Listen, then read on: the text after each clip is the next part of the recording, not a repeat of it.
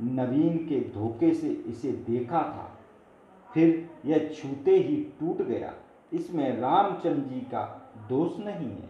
हे मुनि, बिना प्रयोजन क्यों क्रोध करते? परशुराम जी अपने फरसे की ओर देखकर बोले, रे सट, तूने मेरा स्वभाव नहीं सुना? बालक जानकर मैं तुझे नहीं मारता हूँ। रे जड़, तूने मुझे केवल मुनि ही जाना है। मैं बाल ब्रह्मचारी बड़ा क्रोधी हूँ और जगत में क्षत्रिय वंश का बैरी प्रसिद्ध हूँ।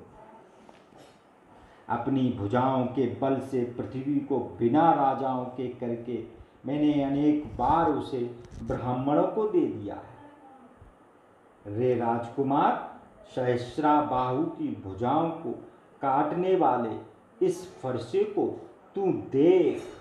हे राजकिशोर, तू अपने माता पिता को सोच के बस मत कर। मेरा यह कुठार गर्भों के बालकों को मारने वाला भयंकर है।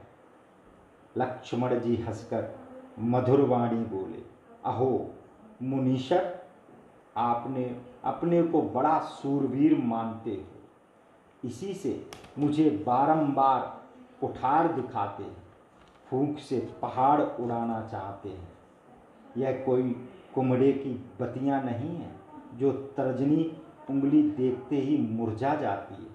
कुठार और धनुष बाण देखकर ही मैंने अभिमान के साथ कुछ कहा है। भृगुवंशी ब्राह्मण समझकर, जनेऊ देखकर ही जो कुछ आपने कहा वह मैंने क्रोध रोककर सहा है। देवता, ब्राह्मण, हरिभक्त और गाय, इन पर हमारे कुल में सूरता नहीं दिखाई जाती, क्योंकि इन्हें मारने में पाप व इनसे हारने में अपयश है।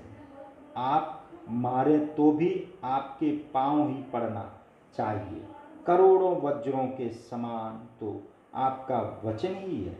आप धनुष बाण और कुठार तो व्यर्थ ही धारण किए। हे धीर महामुनि, इन्हें देखकर मैंने जो कुछ अनुचित कहा हो उसे क्षमा कीजिए। यह सुनकर भृगुकुल में श्रेष्ठ परशुराम जी क्रोधित होकर गंभीर वाणी बोले, हे विश्वामित्र, सुनो, यह बालक कुबुद्धि और कुटिल है। काल भर अपने कुल का नाशक बन रहा है। यह सूर्यवंश रूपी पूर्ण चंद्रमा में कलंक है। यह बहुत ही स्वतंत्र, मूर्ख और निडर है। क्षण मात्र में यह काल का ग्रास हो जाएगा। मैं पुकार कर कह देता हूँ, फिर मुझे दोष नहीं देना। जो तुम इसे बचाना चाहते हो तो हमारा प्रताप, बल और क्रोध बताकर इसे मना करो। लक्ष्मण जी ने कहा, हे मुनि, आपका सुयश आपके रहते कौन वर्णन कर सकता है?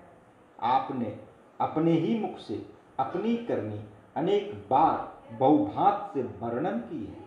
जो संतोष नहीं हुआ हो तो फिर कह डालिए। ऋष को रोककर असहा दुख मत सहिए।